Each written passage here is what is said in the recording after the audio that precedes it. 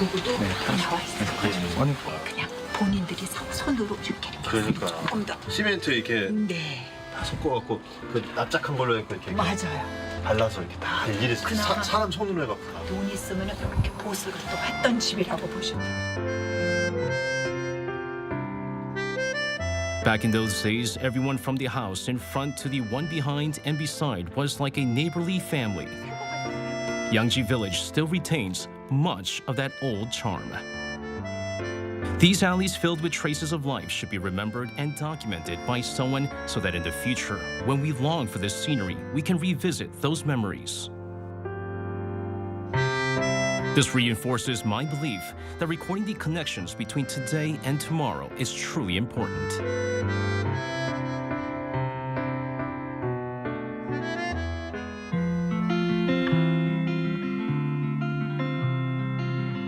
As I passed through the alley and climbed the stairs, I soon reached a spot where I could see the entire view of Yangji Village. 여기 행운해 볼 수 있는 이 풍경을 좀 기록을 사진으로 좀 남겨놓으면 좋을 것 같아요.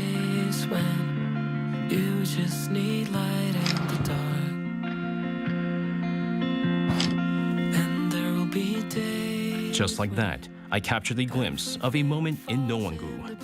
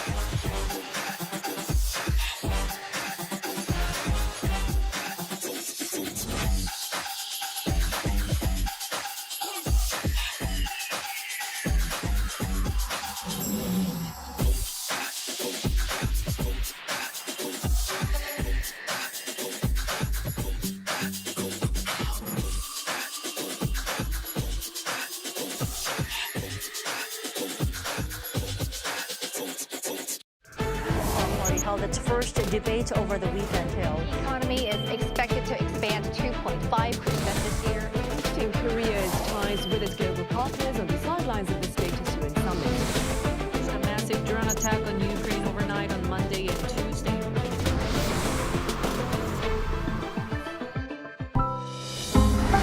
Arirang.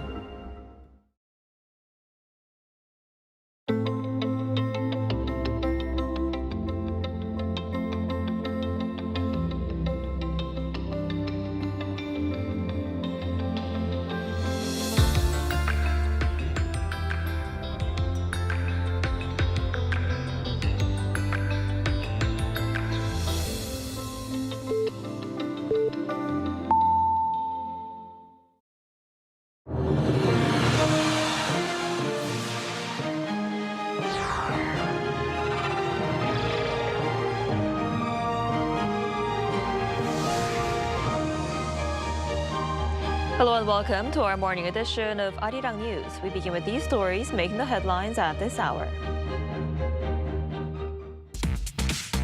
U.S. President Donald Trump says Washington has had very good talks with Iran and suggested the chance of reaching a deal is high. Iran says it's reviewing the U.S. proposal to end the war and that it will share its position with Pakistani mediators after consultations.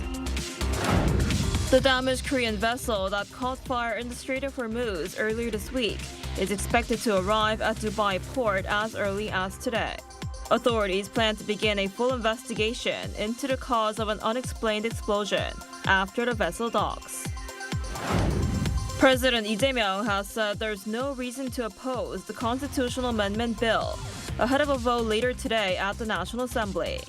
The bill, backed by the ruling Democratic Party and 5 minor parties, focuses on strengthening parliamentary control over martial law. U.S. President Donald Trump said talks with Iran are moving in a positive direction and suggested a deal could be reached within a week. Reports also say Tehran is considering a 14-point MOU to end the war, which includes the transfer of highly enriched uranium to the United States. Our Kim Jun-ong starts us off. U.S. President Donald Trump said Wednesday that talks with Iran are progressing well and that the chance of reaching a deal is high. Speaking to reporters at the White House, Trump reaffirmed Washington's long-standing position that Tehran should not possess nuclear weapons. He also said that Iran had agreed to abandon nuclear ambitions, a claim that Iran has not yet confirmed. In the case of Iran, we're not going to let Iran have a nuclear weapon. We're not going to let that happen, and we won't let that happen. He added that the United States will see whether Iran can make a deal that is satisfactory to Washington, and said the situation is very much under control. CNN reported on the same day that Washington and Tehran are discussing a possible MOU aimed at ending the war. According to the report, a one-page proposal currently under internal discussion includes a temporary halt to Iran's uranium enrichment program, the unfreezing of Iranian assets, and guarantees for security in the Strait of Hormuz. Trump also told reporters that any deal would require Tehran to transfer its stockpile of highly enriched uranium to the United States and shut down its underground nuclear facilities. Iran said it is still reviewing the U.S. proposal. A foreign ministry spokesperson quoted by Iran's ISNA news agency said Tehran will relay its official position to Pakistani mediators after internal consultations. But the spokesperson dismissed reports that a final agreement is close, calling some of the media coverage speculative. Trump said the deal could be finalized before his planned trip to China next week, but warned that military action could resume if the negotiations fall through. Kim Jun-ong, Arirang News. Korean shipping firm HMM says its bulk carrier Damu, which caught fire following an explosion in the Strait of Hormuz earlier this week, is expected to arrive at Dubai port as early as Thursday. A full investigation into the cause of the explosion will begin after the vessel docks. Our Lee Seung-jae has more. A South Korean-operated bulk carrier stranded in the Strait of Hormuz for more than 2 months is now being towed toward Dubai after an engine room explosion and fire left the vessel disabled at sea on Monday. The ship's owner, HMM, said it contracted a company in the United Arab Emirates to tow the HMM Namu, with the ship expected to arrive at Dubai port as early as Thursday. Once docked, authorities will begin a full investigation into the cause of the unexplained explosion and fire. The investigation is also expected to examine claims made by U.S. President Donald Trump that the ship may have acted independently inside the restricted area near the Strait of Hormuz. HMM denied those allegations, stating that the ship had been waiting near the control line for restrictions to be lifted, but was not within the expanded control zone. From the shipping company's perspective, safety is guaranteed only when Iran clearly demonstrates it will not attack. Therefore, they do not immediately attempt passage when such assurances are unclear. The company also noted that hundreds of vessels, including 4 operated by HMM, were in the area at the time, making any unilateral movement unlikely. South Korea's Ministry of Oceans and Fisheries plans to dispatch investigators, including officials from the Korea Maritime Safety Tribunal, to determine the exact cause of the accident.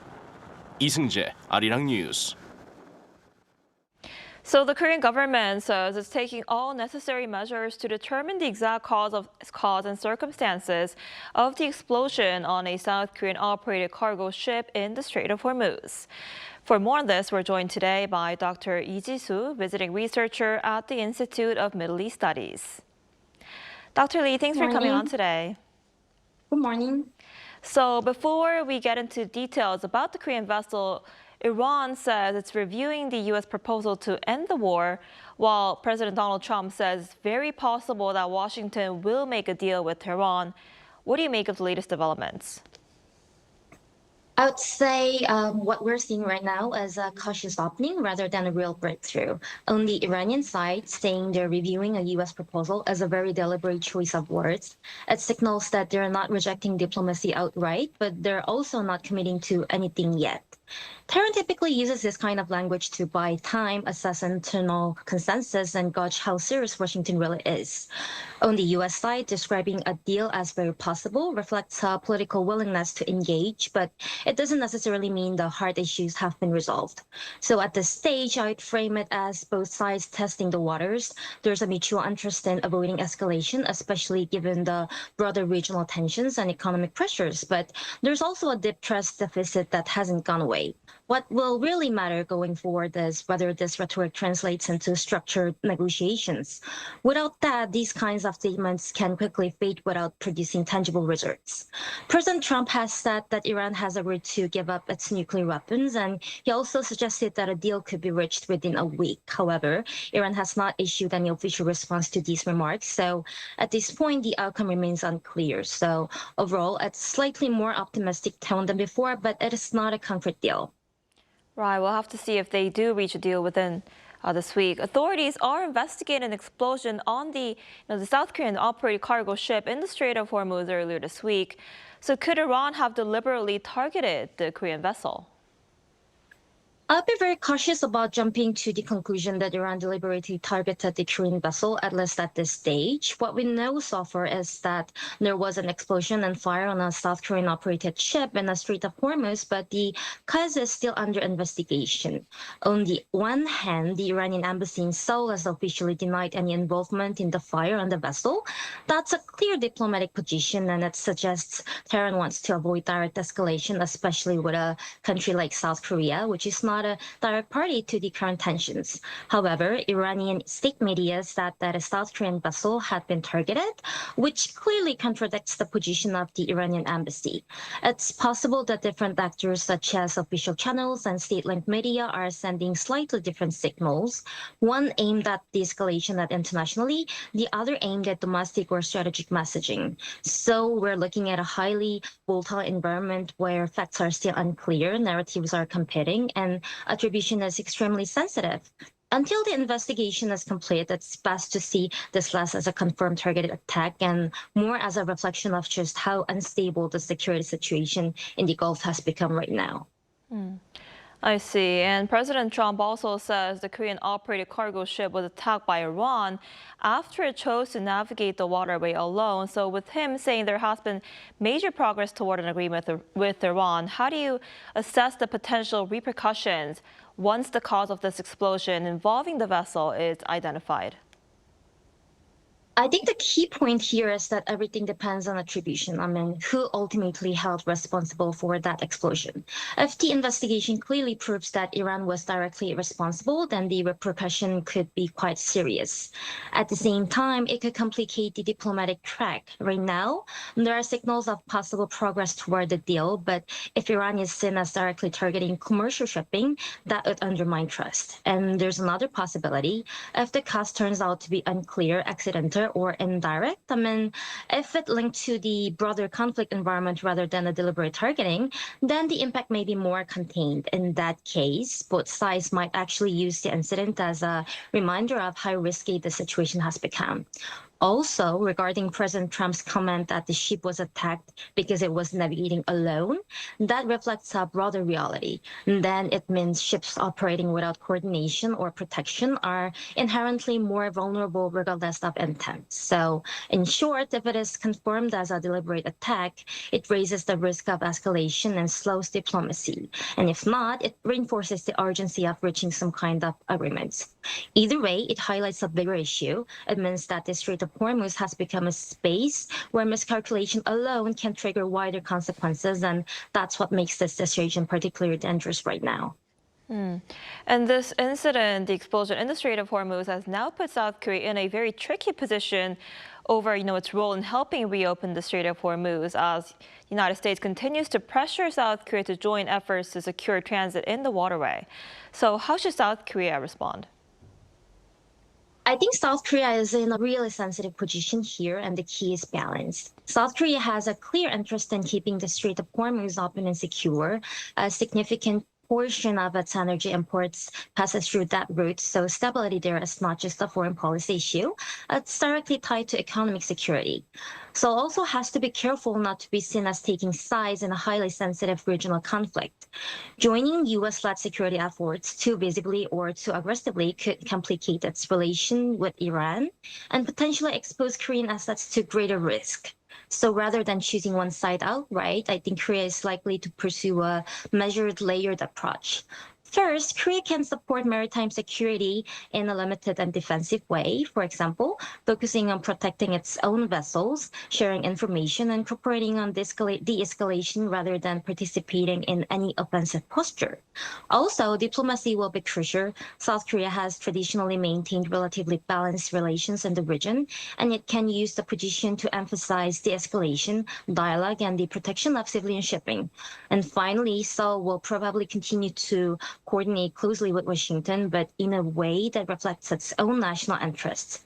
So overall, the best response is not a dramatic shift, but a carefully calculated strategy. I see. All right. Thank you so much for your time and insight this morning, Dr. Lee. We appreciate it. My pleasure.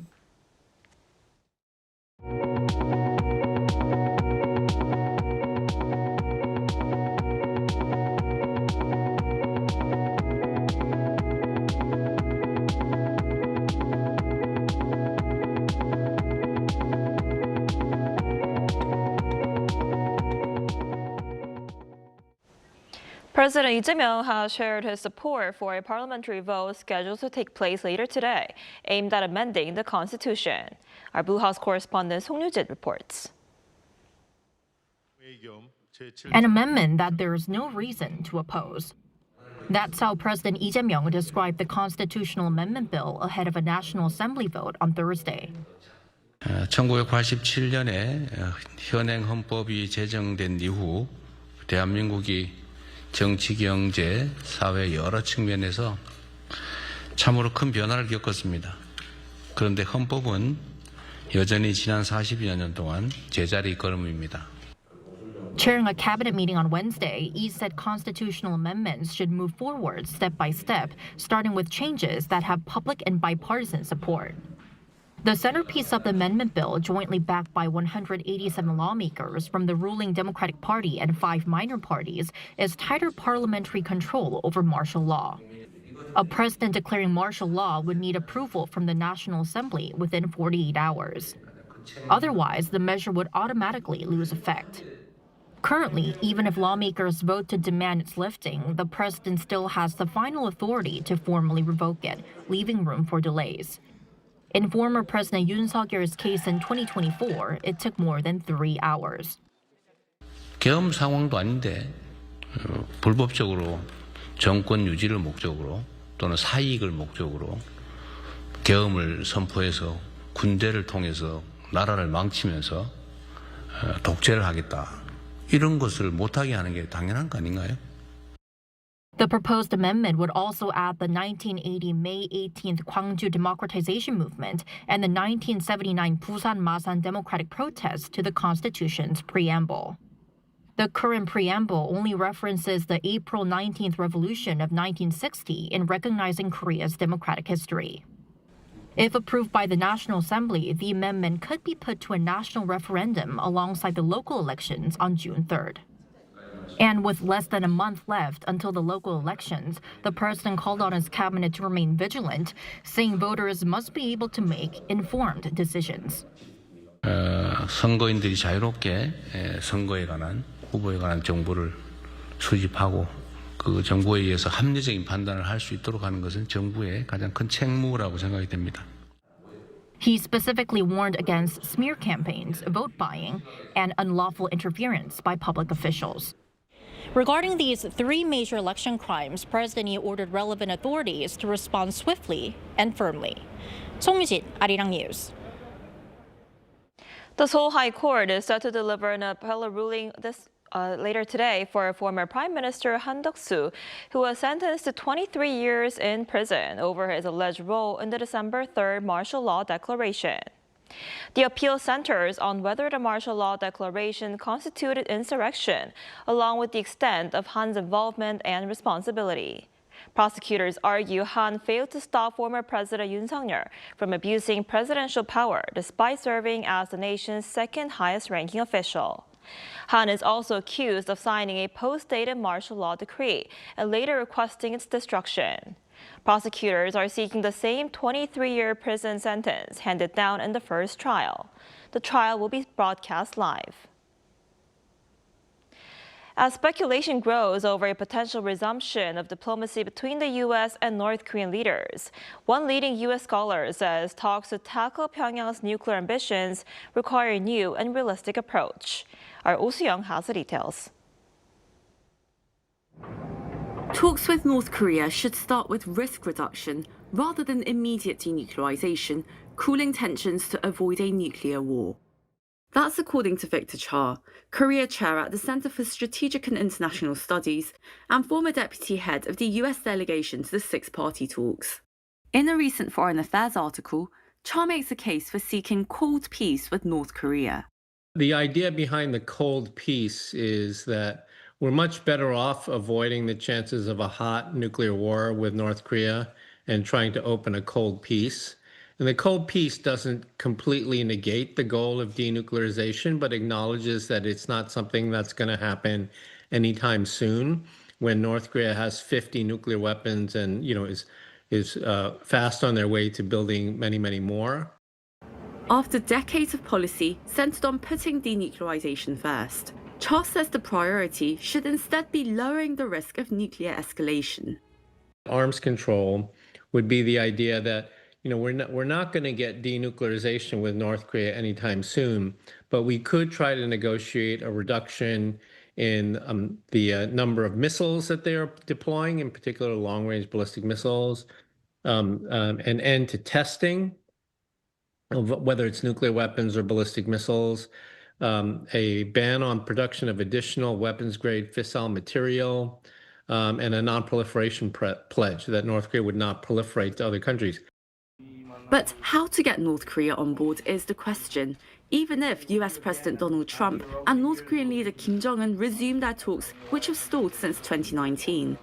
Sanctions pressure has weakened, with China and Russia no longer fully enforcing restrictions, while the war in Ukraine has led to deeper military cooperation with Moscow. As part of a cold peace strategy, the United States would have to think of ways to try to sever that link, because that tie between Russia and North Korea is most likely giving North Korea the capabilities to pose an even greater threat to the U.S. homeland with more capable intercontinental ballistic missiles, as well as potentially nuclear submarines. Cha says that seeking cold peace with North Korea would not mean weaker deterrence. Seoul, Washington and Tokyo would still expand their missile defense system and deepen defense industrial cooperation, while maintaining clear consequences if North Korea uses nuclear weapons.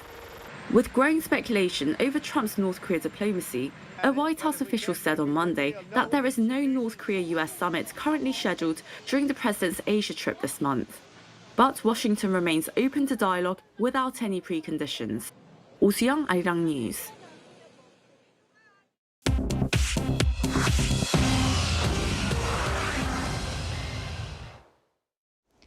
Good morning, I'm Chu Ji-hyun, and this is The World Now.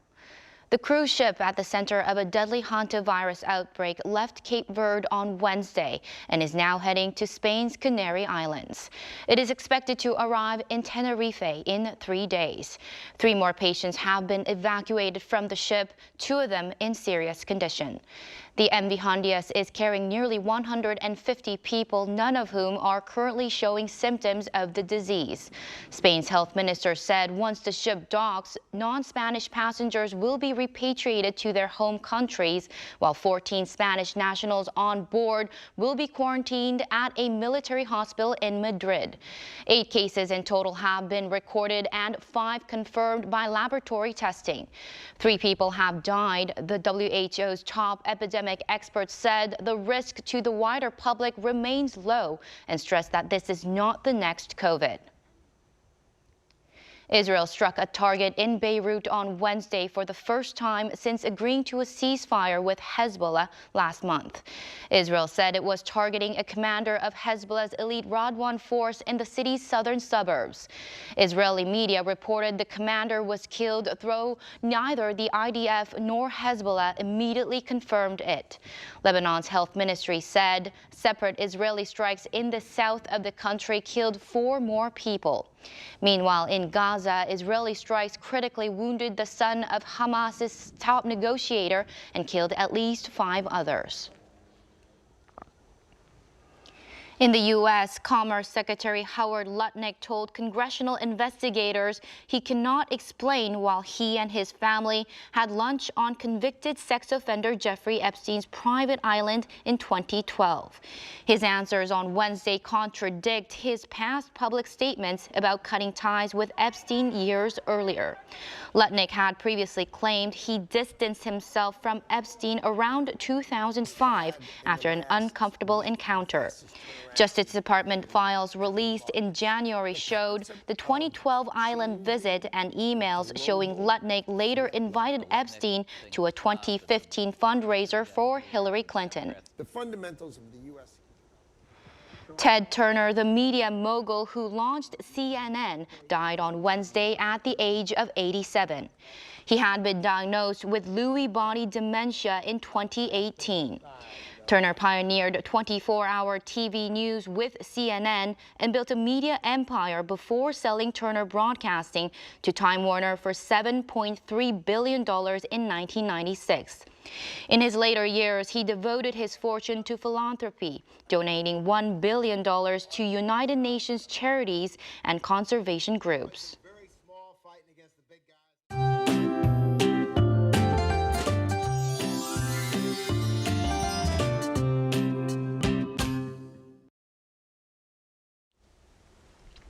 Skies over the capital and surrounding areas are being filled with passing clouds this morning.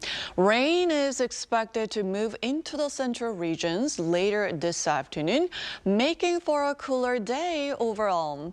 Rainfall will be very light with around 5 millimeters across the central regions and parts of western Jeollabuk-do province. So as for the capital region, temperatures will not rise much this afternoon, with gusty winds keeping conditions on the cooler side. And Parents' Day tomorrow looks like it's going to be even breezier than today. For a closer look at today's afternoon's high, Seoul will be getting up to 21 degrees Celsius. Daejeon, Gwangju will make it to 24 degrees. Meanwhile, southern provinces will continue to have early summer-like weather under sunnier skies. Daegu will make it to 27 degrees, Gyeongju at 26 degrees Celsius. And air quality will be normal to good nationwide all day today. Then a few light showers are possible in Gangwon-do province tomorrow. Then heading into the weekend, skies will turn mostly sunny again, with temperatures rebounding to typical spring levels. So please beware of big temperature gaps between lows and highs and do dress accordingly.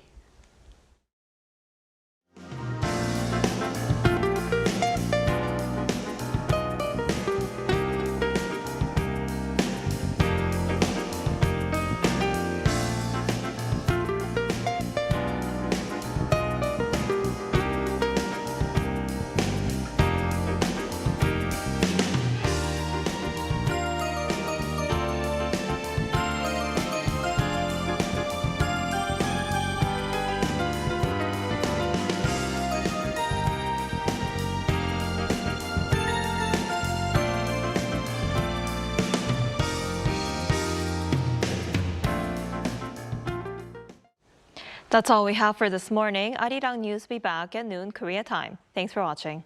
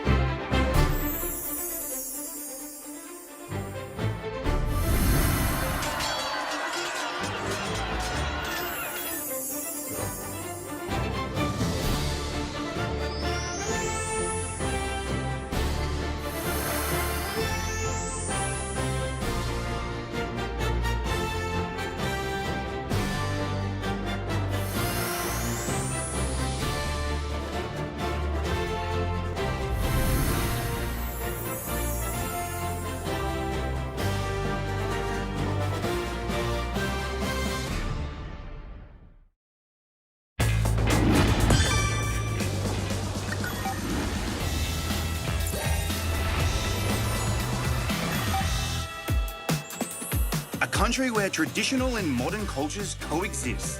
Where you can explore spectacular landscapes and nature. Savor the delights of traveling at every turn. Where? Korea, of course. There are some must-visit places in Korea. Ones that appear in every tour guidebook: Hangang River, Gyeongbokgung Palace from the Joseon Dynasty, and... Yes, these are essentials, but I want to go somewhere a little different. I don't have to follow the guidebook. For example, filming locations for K-pop music videos or K-dramas and movies. Traveling is all about taking it slow. A long walk at your own pace, or even zoning out somewhere quiet. Doesn't it sound relaxing? You travel for the experience, trying something new in a foreign place, de-stressing and making lifetime memories, taking tons of pictures along the way. 70% of the Korean territory is mountainous. Naturally, hiking is a very popular pastime in Korea. Not your kind of activity? Trust me, the view will make the effort worth it.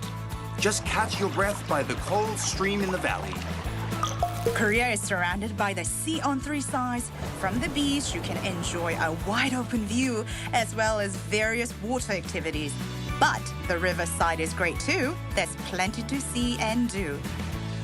If you're in Korea, you can't miss the night view full of dazzling lights. Yes, even the same place can have a totally different vibe at night. Want to make unforgettable memories? How about traveling to all corners of Korea? Join us next time to explore more about Korean culture.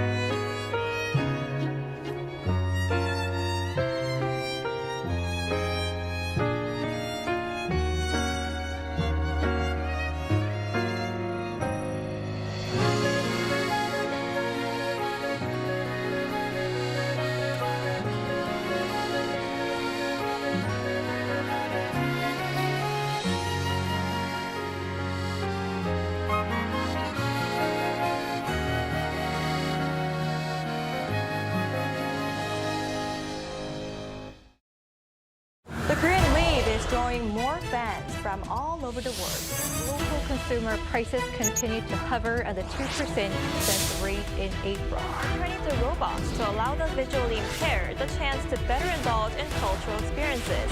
Like the number of hybrid cars are registered in South Korea has surpassed 2 million using this locally developed Yuri rocket.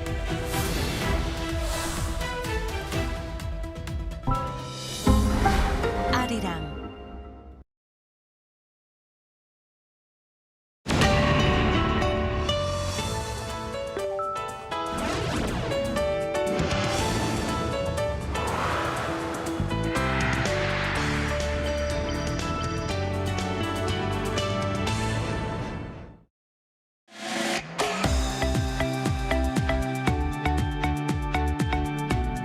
We're here to bring a new type of news show.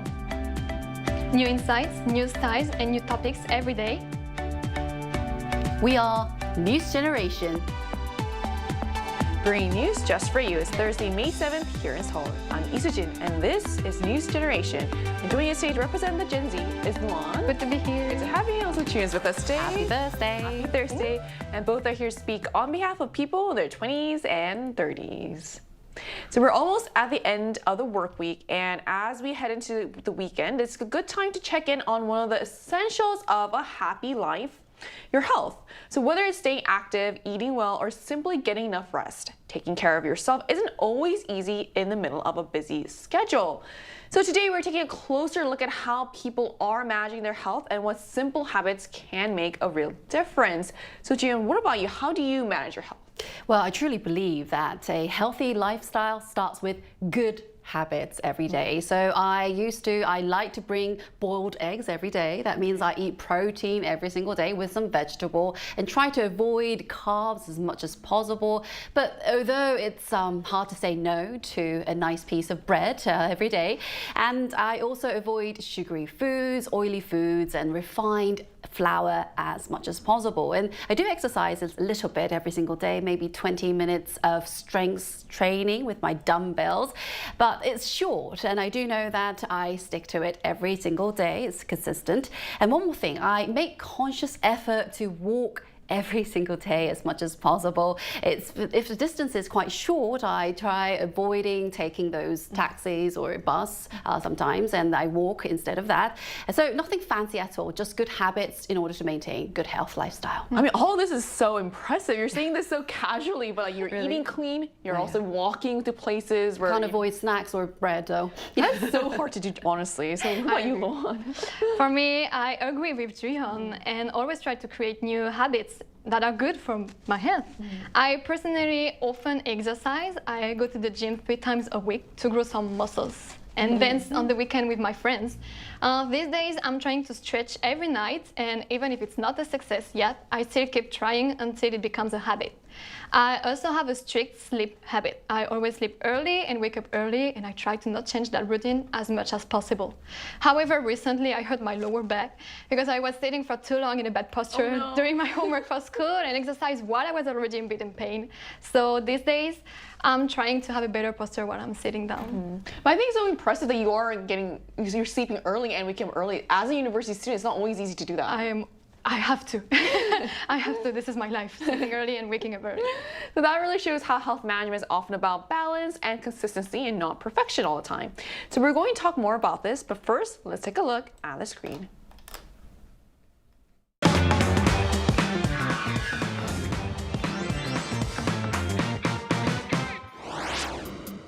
Health management was once seen as something for the older generations, but that perception is changing fast. More young people are now taking a proactive approach to their well-being as data shows a troubling rise in cancer diagnosis among the younger age groups. Today on News Generation, we take a look at why more young people are being affected by cancer, how the younger generation's attitude toward illness is evolving, and what they're doing to protect their health. Just as we saw in the video, cancer is no longer seen as a disease of old age. It's increasingly affecting younger people as well, and that shift is raising new concerns about early risk factors and prevention. So are cancer cases really rising among people in their 20s and 30s, Jian? Yes, that's right. As we have seen in the video, well, we already noticed that, and in the past, in fact, cancer was considered a disease affecting the older generations, but now we have a totally different story. In recent years, the number of cancer patients in the 20s and 30s are on the rise. As you can see, well, the figure has steadily increased over a year. It rose from 129,000 back in 2000, that is 2000, to 145,000 in 2024. That's a roughly 12% increase over the period. A clear upward trend indicating that cancer is becoming more common among younger adults. How about the health-related medical care? Well, according to National Health Insurance Service, the number of young adults receiving cancer treatment continues to rise. And based on data from the Health Insurance Review and Assessment Service, thyroid cancer cases among people in their 20s and 30s have increased by over 14% over the past 4 years. And while colorectal cancer have also surged by 82% over the past 5 years. Can you believe that? 82%. That's quite a lot indeed. And what's even more concerning is that South Korea now ranks first in the world for the colorectal cancer incidence among people aged between 20 and 49. According to The Lancet, which is a highly respected medical journal, there were 12.9 cases per 100,000 people in 2023.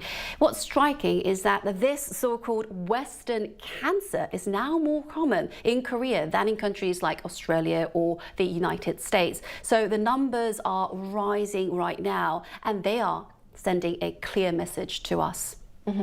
So I mean, the numbers really do point to growing red flags. So what once felt distant is now hitting much closer to home for many people in their 20s and 30s. But this personally makes me wonder, however, is this trend unique to Korea, or are we seeing this globally as well?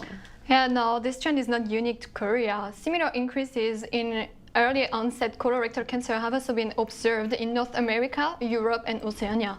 In fact, according to a new global cancer study led by senior author Tomotaka Ugai, 10% of global colorectal cancer cases already occur in people under 50. France is also seeing this trend among younger adults. According to a recent French health article, breast cancer is the most common cancer among young women, and its incidence has been increasing by about 1.6% per year. The article suggests several possible causes, including obesity, sedentary lifestyles, alcohol and tobacco consumption, unhealthy diets, and environmental factors such as pollution and endocrine disruptors. So all this really puts things into perspective. It's not just a domestic issue, but a worldwide shift happening at a kind of a striking pace. And beyond the data, what's just as important is whether people are actually feeling this change in their daily lives. So have you noticed more illnesses affecting younger people lately around you, maybe? Maybe because I'm still a student, I haven't personally seen any of my friends or people around me getting like serious illnesses or cancer. That's good news. Yeah, I think I've been really lucky in that sense. However, on social media, I do see many people in their 20s sharing cancer diaries where they document their treatment journey and recovery process. Right, you do see them more on YouTube or like social media, forms of social media. So what about you, Chu? Yeah, I have seen quite a few people around me who have been diagnosed with cancer, like my close friends, my sister-in-law, and also my son's tutor as well. And some had to go some surgery as well. Well, so it's happening around us to people that we know. So it's not something that feels distant right now. I also noticed that there are many stories and pieces of information online about younger cancer patients these days. And what's also concerning is breast cancer. Luan mentioned a little bit. I'm going to add a little bit on that. Well, South Korea has a relatively high number of young breast cancer patients compared to Western countries. In fact, patients aged 40 or younger make up nearly 38% of breast cancer under these cancer cases. Well, it really shows that this is no longer just an issue that we can ignore, and it was in the older generation in the past. So it's time we should raise awareness of this issue right now. While some of the increase in the number of patients we're seeing among younger people may be due to the more accessibility, to the more access that we have to health checkups, all this still shows how much the perception around cancer really has changed. So what once felt like a distant issue affecting older generations is now something many young people are encountering through friends, family, or even online communities. So to get an expert's perspective on this, we're going to speak to a doctor who specializes in family medicine, primary care, and health screenings. And that conversation is coming up right after break, so don't go anywhere.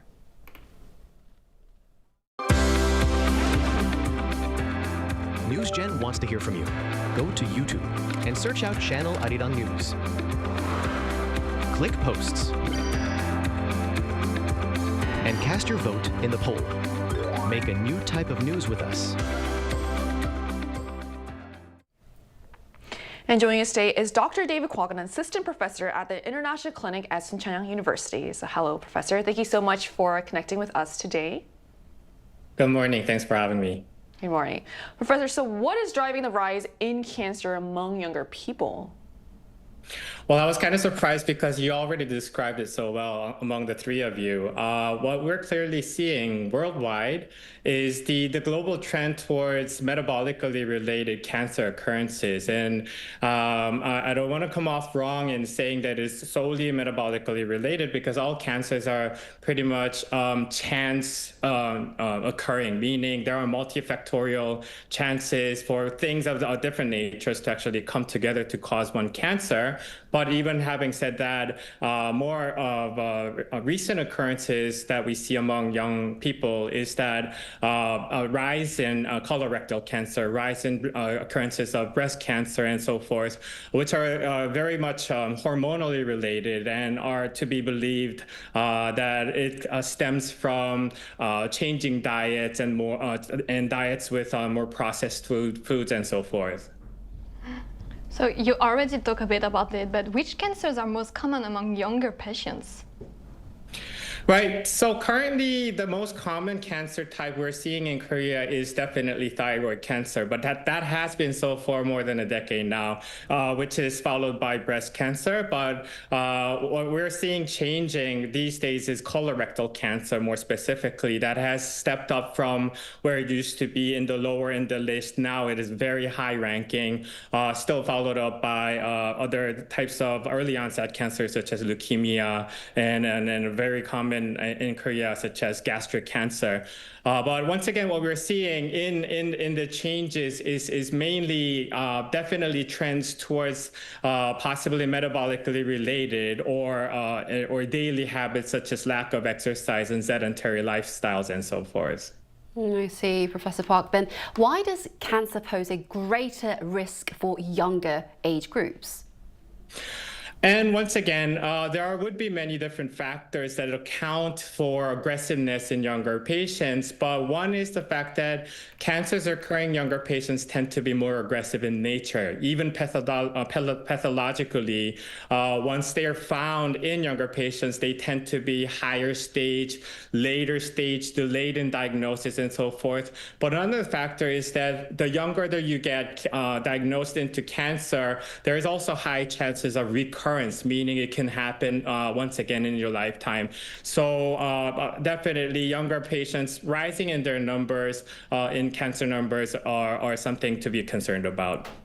Right. So then besides cancer, then, so what are some other diseases that are becoming more common among younger people? And also, what can, I guess, young people do to kind of, prevent this? Right. And I can actually personally attest to this. And just before I left the country to have some time overseas, I was seeing actually a greater number of younger patients coming in with metabolic syndromes and metabolic diseases, such as hypertension, dyslipidemia, hypercholesterolemia, and even just for the matter, obesity, now that we can regard obesity as a disease entity. But it's the obvious that as a preventative measure that we can take against them is really having routine daily lives of exercises and also trying to eat food sources that are not as processed, meaning they shouldn't be condensed. They should retain as much of the natural form as they can, and minimizing eating either out in a restaurant or from taking to-goes or for ordering for foods for deliveries and etc., but rather making your own food with the natural resources. All right, so I will be signing up for those cooking classes now, as usual. That's a good idea. As usual, thank you so much for sharing your insights with us, Professor. Thanks for having me. Thank you. Thank you.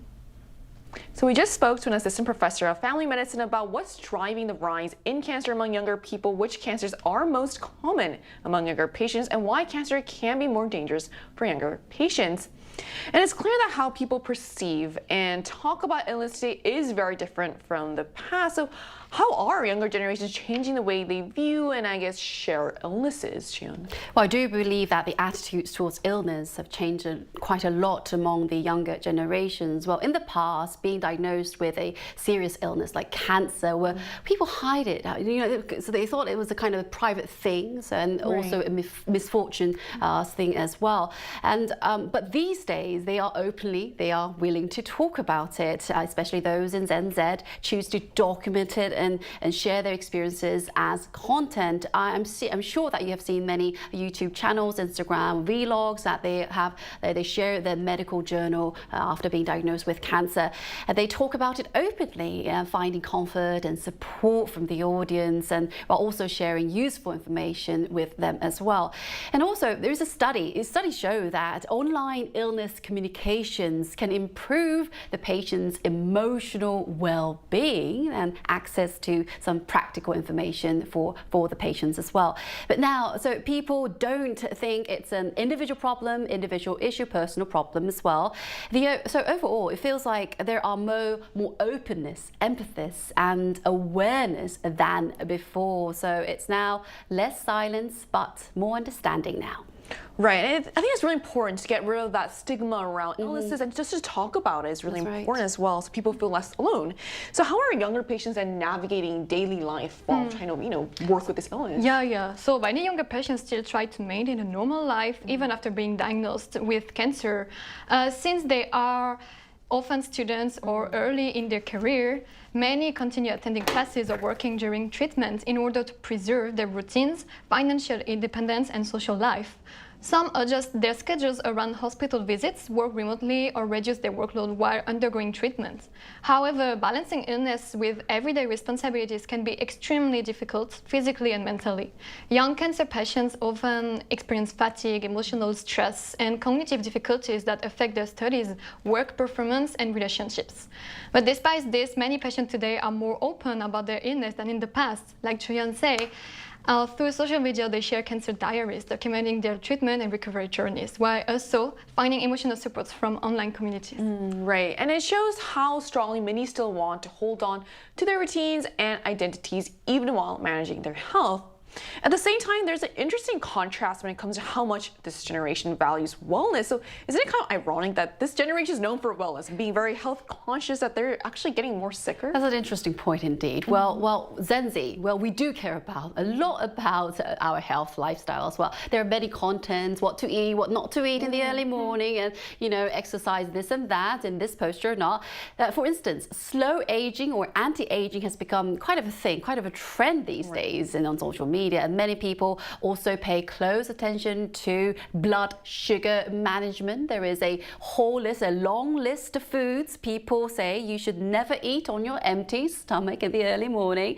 And there is even a concept called healthy pleasure. So you are enjoying your life and still taking care of your health at the same time, not being too strict to yourself. So in many ways, this is a generation that really cares about our health. But here's the interesting part, that there's something is not quite adding up here. Listen, despite all this awareness, some studies actually suggest that younger generations may be aging faster and getting health problems earlier, even though we'd have those overwhelming amounts of information online. So this is often linked to overconsumption of food, excessive diet, excessive high levels of stress, obesity that Professor Kwak mentioned earlier. So more awareness, but more risk. So that's the paradox I'm talking about. So that contrast really does stand out, putting so much effort into health, yet still facing earlier illnesses.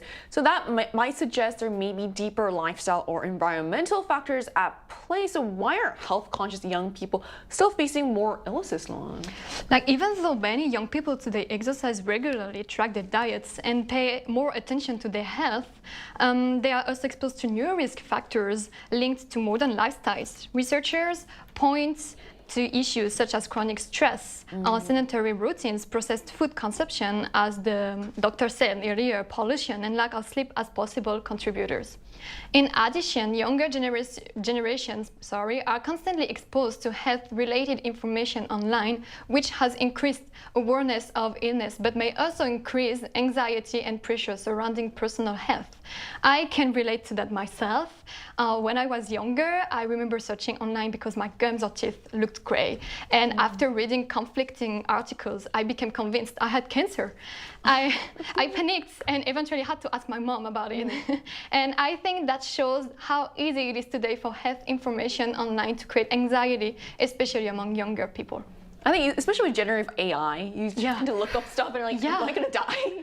So that's true. Access to health tools and information has never been better. But with that constant stream of data, it may also be shaping how people think and also worry about their health. And that raises questions about the psychological side of all of this. So we wanted to hear directly from our viewers as well. So we ran a poll on the Arirang News YouTube channel asking, what do you focus on most to prevent illness? And here's what the results showed. So when it comes to preventing illness, the top priority for most people is healthy eating, with 39% saying they focus on their diet. This is followed by getting enough sleep at 31%, highlighting the growing awareness around rest and recovery. Meanwhile, 16% say they prioritize regular exercise, and 14% focus on avoiding alcohol and smoking.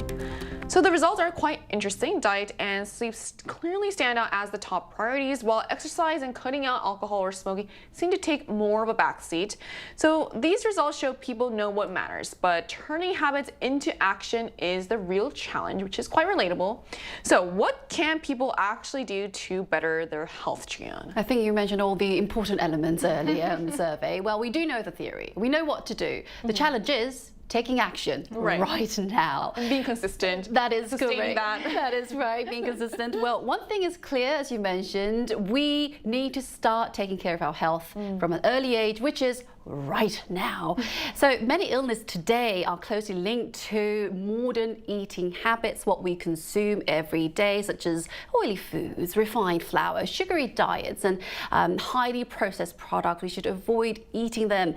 And we need to make a conscious effort to choose healthier foods at the same time. Managing stress is quite important because it affects your overall health condition and affects your long-term condition as well. And of course, regular exercise is not optional, it's essential because it makes a real difference to your health. And perhaps we should get more sleep like Luan does every single day, because, you know, putting our phone down a little bit. So we do know all those tips now. We don't need more of the tips, we need more action. No more excuse, just action. The thing is, it sounds simple in theory, but it's also always so hard to put it into practice. And I guess it really comes down to consistency from a young age. And beyond daily habits, also obviously early detection also plays a very key and important role. So how important are regular checkups in staying healthy? Korea is also really known for having those checkups super accessible. And regular checkups plays a major role in prevention and early detection. In Korea, for example, people covered by the National Health Insurance System can receive health screenings every 2 years, which helps detect potential health problems at an earlier stage. I actually know someone who discovered a non-cancerous colon polyp during a health checkup required by his company. He had no symptoms at all, so without that screening, he probably would not have found out early. I think that really shows the importance of regular checkups and preventive healthcare, even for younger adults who feel completely healthy. Right. So as cancer and other illnesses become more common among younger generations, health is no longer something many people feel they can put off until later in life. From diet and exercise to regular checkups, small everyday choices are becoming increasingly important. And perhaps the biggest shift of all is that younger people are no longer staying silent about illness. And that brings us to the end of today's episode of News Generation, but News Gen will be back tomorrow at 10:30 a.m. Korea time with more stories and discussions. A big thanks to Luan. Thank you for having me. And also Juan. The pleasure is mine. And to our viewers, thank you so much for watching. Hopefully the only thing that will be spreading fast in your life is healthy habits. We are News Generation.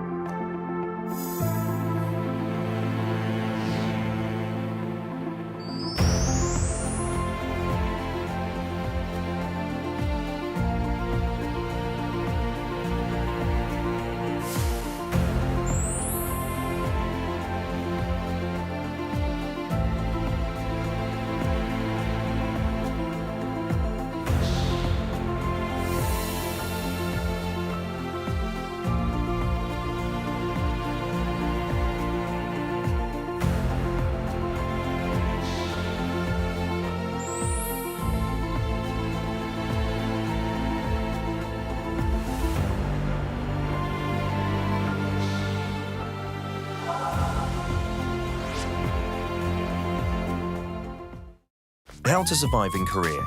Weddings. Step 0. Attire. As a guest, dress formal to business casual. Avoid wearing all white, shorts or going topless. Step 1. Arrival time. Arrive 30 minutes prior to the wedding ceremony. Too many cars, too many halls, too many people. There are many twists and turns. Take pictures and shake hands. And write your name vertically, not horizontally, in the guest book. Step 2.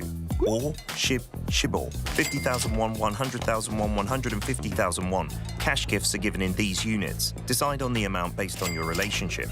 Write your name vertically on the envelope. Step 3. Wedding etiquette. Fill up the front row.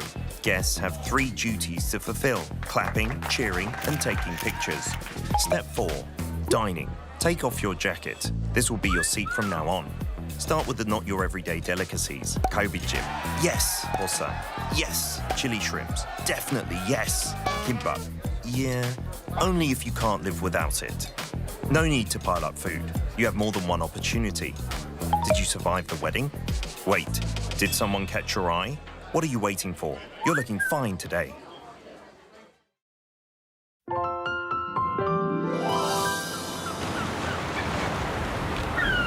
Wow. Oh, this is a bidding. 에너지 들어가 있어요. 우와. 맛봐도 돼요? 와우.